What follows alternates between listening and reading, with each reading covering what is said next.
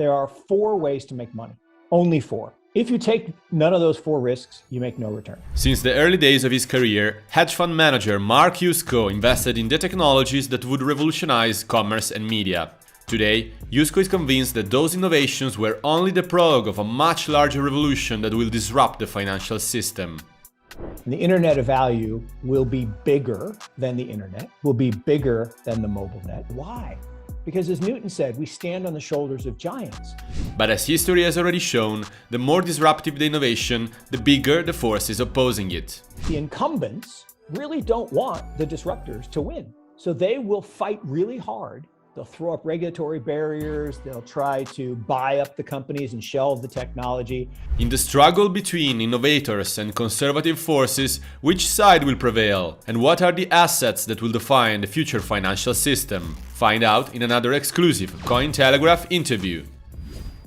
First of all, I would like to know a little bit more of your background. So, as many Bitcoin supporters, you have a past as a skeptic. So, how did you transition from being a Bitcoin skeptic to a Bitcoin believer? Yeah, it's actually really interesting in that had I been less skeptical, I'd be a lot wealthier, but that's okay. So look, my history goes way back. I came out of school, business school, went to work for an insurance company, managed bonds, and worked for an equity firm. Then I kind of went back to my alma mater, worked in the endowment world, and the endowment model really taught me all about investing in private investments, particularly venture capital. And I had this aha moment in 1996. We invested a little bit of money in this little company called Google. $500,000 turned into 200 million. I joke there should be a quad at Notre Dame called the Google Quad. And essentially what that did is it made me realize that infrastructure around these technological innovation waves really matter. So fast forward to 2013, I had invested with a friend, Dan Moorhead, in his macro fund when he spun out of Tiger. And he called me up and said, hey, come to San Francisco. I want to tell you about what I'm going to do.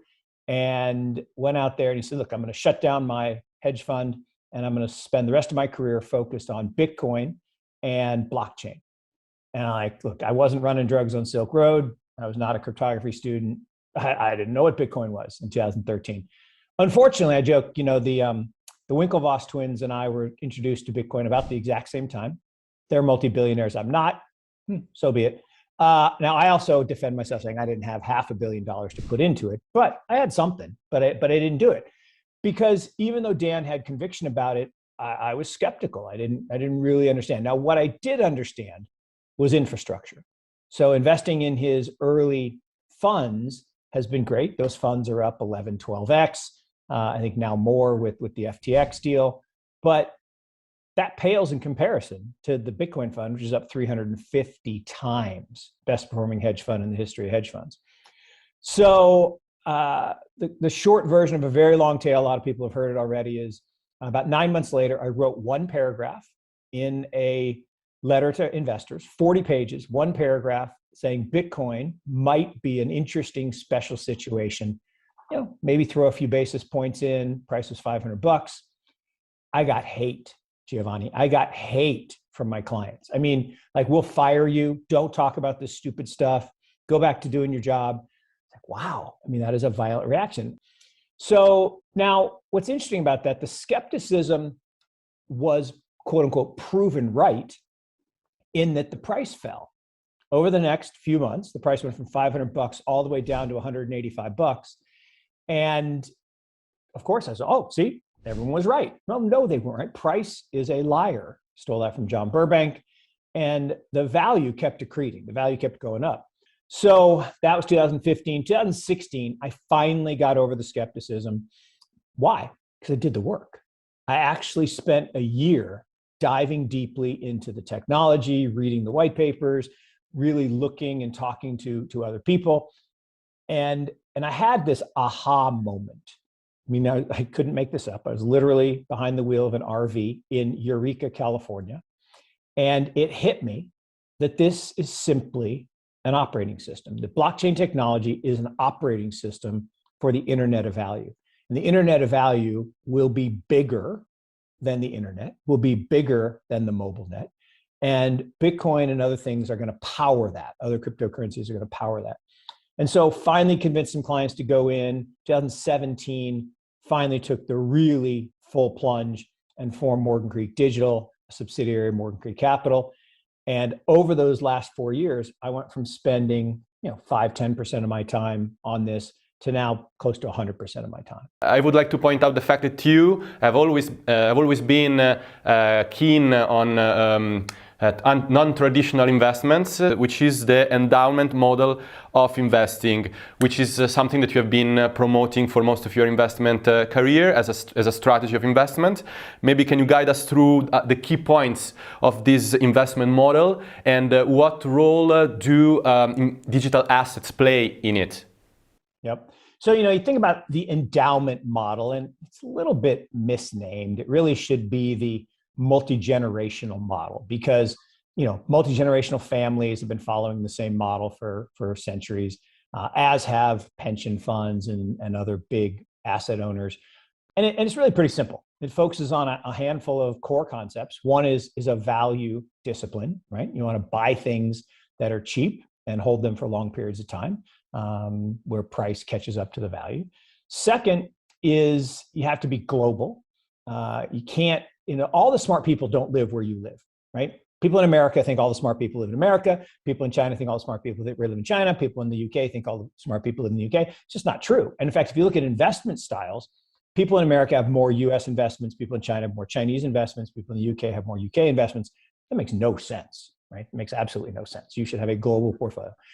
Third is you have to have a diversified portfolio. And if you take cash and you add bonds, bonds are riskier, meaning they have credit risk, okay? Your portfolio risk doesn't go up, it goes down. When you add equities, which have default risk, not default risk, have bankruptcy risk, your portfolio risk doesn't go up, it goes down. And so that construct means uncorrelated assets that you add to a portfolio add incredible value. Last piece is that there are 4 ways to make money, only 4, right? If you take no risk, you get the risk-free rate. So you have to choose one of 4 risks or all 4 risks. You can take credit risk, buy bonds. You can take equity risk, buy equities. You can take illiquidity risk, buy private investments, private equity, private real estate, private energy, private debt. And you can use structure, which is just a fancy term for leverage. So if you take none of those 4 risks, you make no return. So you have to choose which risk. Well, the best risk to take, in my mind, is the illiquidity risk. So if you look at the best investors in the world, they are constantly overweight private investments, particularly innovation-oriented investments like venture capital. Yale's at 23%. You look at Jeremy Grantham, his private foundation's at 40%, 40, and they are the best performing large portfolios around. And so why is that? Well, it's because innovation is an asset class. Innovation creates the businesses that create the stocks, bonds, currencies, and commodities. So without innovation, we can't generate new wealth. Printing money does not create wealth. Never has, never will. Bad idea. So where does Bitcoin fit into this whole construct? Well, it's the perfect uncorrelated asset. All of these alternative asset classes over the years, whether it was international stocks, they're going to diversify your portfolio, but they're 70+% correlated. Hedge funds are going to diversify your portfolio, but they're 40 to 50% correlated. Bonds will diversify your portfolio. They're still 30% correlated. Bitcoin is 0.15 correlated to stocks and 0% correlated to bonds. It's the perfect diversifier. So if you add it to a portfolio, your risk goes down and your return goes up. It's the perfect diversifying asset because it has asymmetry of upside versus downside. So it's a great asset. The second reason, it's the ultimate innovation, right? Bitcoin is an innovation in money, right? Gold is the only money in the world, right? Everything else is just credit.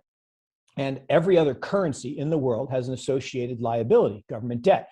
Gold is the only asset that has no liability associated with it. That's why for 5,000 years, an ounce has bought a fine person suit, right? Suit of armor, zoot suit, fine man suit on Savile Row today, fine woman suit.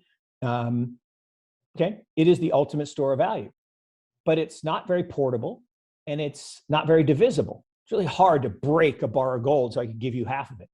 So Bitcoin is better, and it's digital. And as we move from the analog world to the digital, from the electronic world to the digital world, it is the perfect money. So for all those reasons, innovation and a diversifier, you have to have it in your portfolio. And that's why I have the hashtag #GetOffZero. Cool, but just to make sure about your position regarding all this crypto space, when you talk about Bitcoin, you talk about the leading example of an overall innovation movement that is happening in the world of digital currencies, or you are truly a Bitcoin maximalist that thinks that the only value is in Bitcoin? Yeah, no, thank you. So look, I am not a Bitcoin maximalist. I think Bitcoin is a fantastic asset. I think it is hard money, the better form of money, but I think tons of other protocols are going to be great. I think we're going to have a protocol stack for Web3, the same way we have a protocol stack for Web2. Today we have TCP/IP, which you and I are using right now to communicate. Then we have SMTP for email, HTTP for websites, FTP for files. Then we have www that kind of ties everything together. That's a beautiful protocol stack. In the future, I think Bitcoin is kind of the base layer. I think on top of that, we got Filecoin to do the file stuff. Now in the middle, right, we have Solana and Polkadot and Cosmos kind of vying for those middle. Maybe one of those will win or two of those will win. And then I think, Ethereum is the www at the top that ties everything together as a toolkit. So I think you're going to have huge opportunities in Bitcoin. Not as huge as they were 5 years ago, but still huge. We'll talk about that, I'm sure. Then I think you even have bigger opportunities in Ethereum because it's a toolkit and more things will be built on that. And the nice thing about Ethereum is there's a business model where you can actually share in the revenues. One of the challenges of a store of value asset is it generates no income, right? It's just there to store value. Then you've got all these other projects, things like play to earn, things like gaming, the metaverse, NFTs. NFTs are going to be absolutely monstrous. I mean, people just don't understand what tokens are. So what the internet did to information, commerce, now blockchain and crypto does to financial services and to value. And so we have tokens today, very small number. In the future, we'll have billions, maybe even trillions of tokens that will represent digital ownership of every asset, every stock, every bond, every currency, every commodity, every piece of real estate, every piece of art, everything. It will be trillions. Everything will be tokenized. I totally agree with your non-maximalistic position. I think that it's having like an open mind about this whole developing environment is the best strategy, is the best mindset. I'm also very excited to see if all these bets are going to be proven right, because that would mean that you were one of the early investors in both these two technological revolutions that happened in the last 20 years, which is the internet and this new blockchain revolution. So like it means you get right 2 revolutions out of 2. So that would be great. No, I don't mean this in a braggadocious way, but there's another one, right? It's a 14-year cycle. And so there was one in the middle, right? 96, we had the internet. In 2010, we had the mobile net. And the mobile net was bigger than the internet, right? When this got introduced in 2007, it started a wave of connectivity where we actually made way more money, Giovanni, on the mobile net than we did the internet, right? We invested early in things like Alibaba and Uber and Lyft and all of these businesses, Netflix, Tesla, all these things that helped people be connected. But now this new revolution starts in 2024, right? We haven't even started the trust net, as I call it, and it's going to be so big, like orders of magnitude bigger. Why? Because as Newton said, we stand on the shoulders of giants. The internet made everything better, but the mobile net made that even better. And it didn't make it better linearly. It made it better exponentially. Exponential growth matters. And that's why networks are so valuable. That's why this evolution of technology is going to create more wealth than any of the previous by orders of magnitude. Yeah, and actually now I would like to talk about the value, the actual exponential increase in value that this technology can spark. So as far as I remember, one of your most famous price prediction for Bitcoin was $250,000 within the next 5 years. So can you maybe explain us how do you think that Bitcoin is going to reach that value within this time frame? Yep. So that actually is kind of a paring back of my original comment, which was Bitcoin gold equivalents. So if I believe that Bitcoin is digital gold, which I do, digital money, then gold's total market cap is about 8 trillion. 8 trillion divided by the number of Bitcoin gives you a price of around $500,000 a coin. But a couple months ago, I guess 9 months ago or so, someone asked me the question. I said, well, they said, what's the short-term view? I said, well, if you think about it, all the gold really doesn't make sense because about half the gold is jewelry and chalices and stuff that doesn't get really traded very often. The monetary value of gold is about 4 trillion. That's for sure where Bitcoin's going. I mean, there's no doubt in my mind that we're going there. And that's about a 10 bagger from here. So at, or actually it was a 10 bagger from back then. So about 5 bagger from here. So that is, from 50,000 right around to 250,000. And I said about a 3 to 5 year period. And the challenge is the price has euphoria and fear. And so you have the line of value and the price goes up and down above and below it. And so how quickly we get to that price, like there were a whole bunch of people this year. Like if you looked at the core model, it basically said the value of the network around now would be around $100,000. Okay. And I still believe that. Yeah, but actually I wanted to explore a little bit more your prediction for the next few years, because you seem to think that we are going to face another big crash in the next few years. Specifically, I saw an interview where you were mentioning 2024 as the year where we are going to experience a bubble which is comparable to the dot-com bubble of the early 2000s. So I always thought that dot-com bubble was more comparable to the crash that we already experienced back in 2017, but you seem to see it differently. No, look, we're so early, right? So if you think about the internet, right? Microsoft, Intel, Cisco, that's a lot of wealth, right? That is the x-axis, or if you think about the internet, right? Web 1 is parallel to the x-axis. Web 2 is the knee of the parabolic curve. And Web 3 is parallel to the y-axis. So if you think of the area under the curve as the value, the area under the, Web 1, Intel, Microsoft, Cisco, that's a decent amount of wealth, but it barely looks like anything because it's parallel to the x-axis. Web 2, Alibaba, Netflix, Google, Amazon, way more wealth, like orders of magnitude more, first $1 trillion companies. That's the knee of the curve, right? We haven't even gotten to the parabolic growth part of Web 3, which is going to create untold wealth. And so but every time there's a bust in between, right? We couldn't have the applications formed unless we had the failure in 2000. People said it's over, right? And so the other problem you have, and we'll probably talk about this, is that the incumbents really don't want the disruptors to win. So they will fight really hard. They'll throw up regulatory barriers. They'll try to buy up the companies and shelve the technology. I mean, people forget, right? This is a long time. People forget that in 1903, the largest car company in America was the American Electric Vehicle Corp. We had electric cars in 1903. That was going to be the future until Henry Ford shut him down by shelving the technology because he wanted people to buy his partner, John D. Rockefeller's, kerosene waste product called gasoline.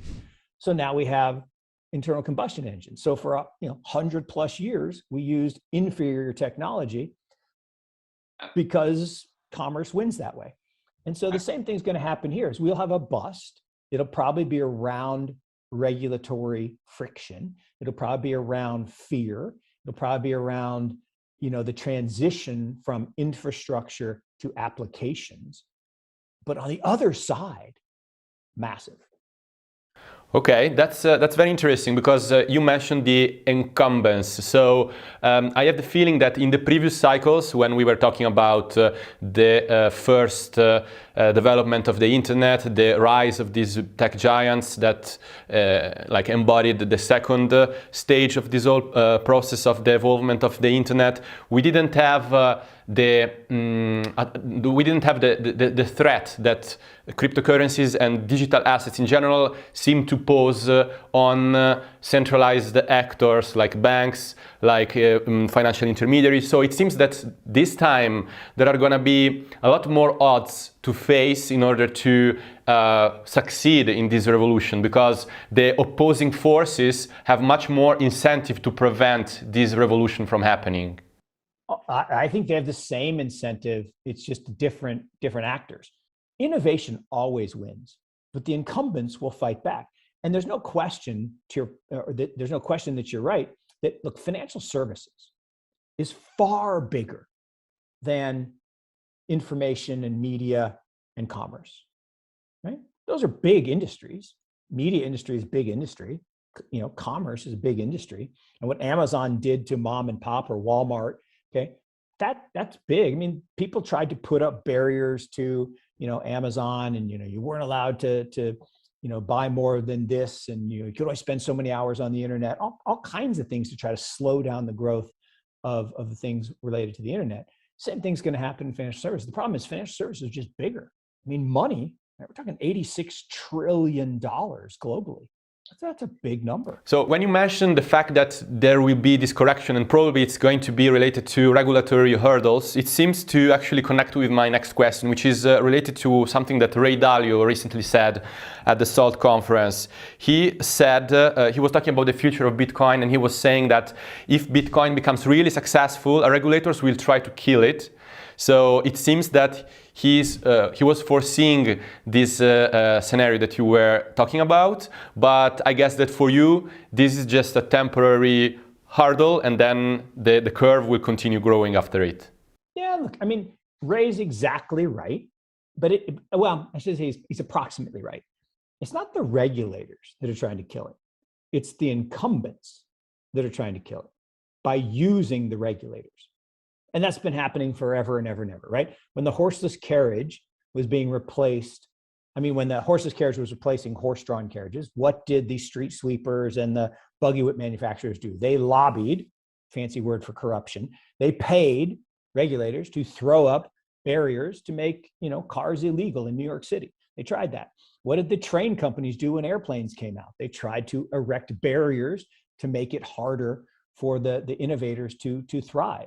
Right? What did the cable companies do when streaming started to happen? They tried to net neutrality, or the phone companies when wireless happened. So, but it's not the regulators. The regulators are not evil. It's the incumbents trying to unlevel the playing field to preserve their gravy train. Mm-hmm. And that's normal. That's natural, right? They're economic actors. They have families to feed, and I get that. Great. So to wrap up things, I would like to ask you a price prediction for the end of 2021. So what is your view? How much Bitcoin will be worth by the end of the year? So look, a good economist says what or when, never together. I think that we will head higher.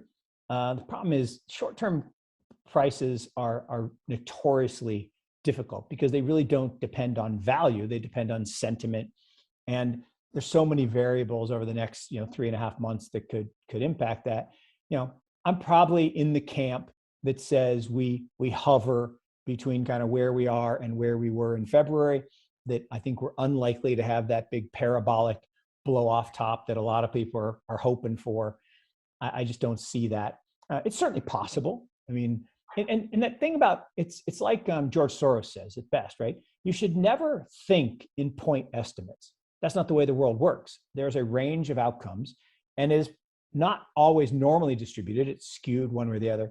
And so I think the likelihood, right, the more likely scenarios, you have to think in scenarios, are that there is no major blow up in the world, and that Bitcoin hovers, somewhere in that, $45,000 to $65,000 range. There is a right tail scenario that says look, things roll over, growth is bad, central banks start, hitting money printer goes burr, and we get another spike, and we approach that 100K value. That was Mark Yusko, CIO and founder at Morgan Creek Capital. Thanks everyone for watching. I'm Giovanni, your host. As always, if you enjoyed the interview, don't forget to like the video and subscribe to our channel.